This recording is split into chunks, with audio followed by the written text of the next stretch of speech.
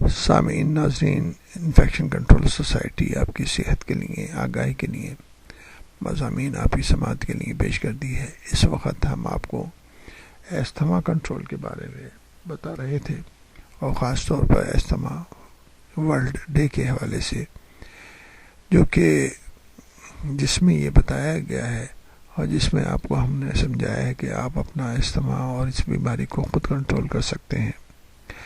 اب آپ کو علاج کے بارے میں بتانا چاہیں گے۔ یہ بات اچھی طرح سمجھ لینی چاہیے کہ اس مرض کا کوئی مستقل علاج موجود نہیں ہے۔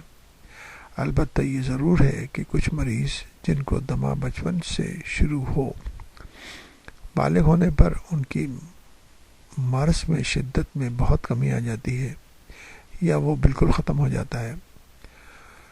دمہ کا علاج 2 قسم کی ادویہ سے ہوتا ہے۔ کچھ ادویہ جو ہے برونکو ڈائلیٹرز کہلاتی ہیں۔ برونکو ڈائلیٹرز یعنی کہ یہ فوری نجات دلانے والی دوائیں ہیں۔ برونکو ڈائلیٹرز کا مطلب یہ ہے کہ سانس کی نالیوں کو پھیلانے والی، کیونکہ سانس کی نالیاں جب سکڑ جاتی ہیں تو سانس لینے اور سانس نکالنے میں رکاوٹ ہوتی ہے۔ تو برونکو ڈائلیٹرز دواؤں کا مقصد یہی ہے کہ سانس کی نالیوں کو پھیلایا جائے۔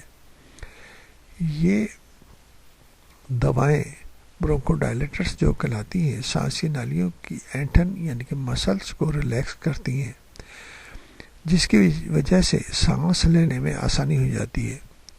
اس لیے ان دواؤں کا استعمال اس وقت کرنا چاہیے جب سانس لینے میں دقت محسوس ہوتی ہے، یا بعض اوقات ان کو سخت ورزش سے پہلے بھی لیا جا سکتا ہے۔ برونکو ڈائلیٹرز کا استعمال کرنے کے لیے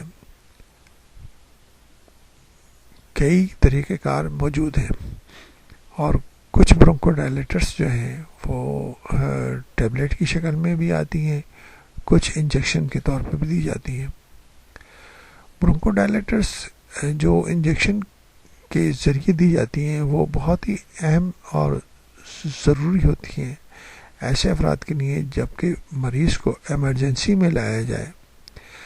بعض افراد بہت ہی سخت قسم کے دوروں کی شکل کے اندر ہاسپٹل میں لائے جاتے ہیں، تو اس وقت ان کو انجیکشن کے ذریعے یہ برونکو ڈائلیٹر دوائیں دی جاتی ہیں، اور ان کا استعمال فوری طور پر کنٹرول کرنا انتہائی ضروری ہو جاتا ہے۔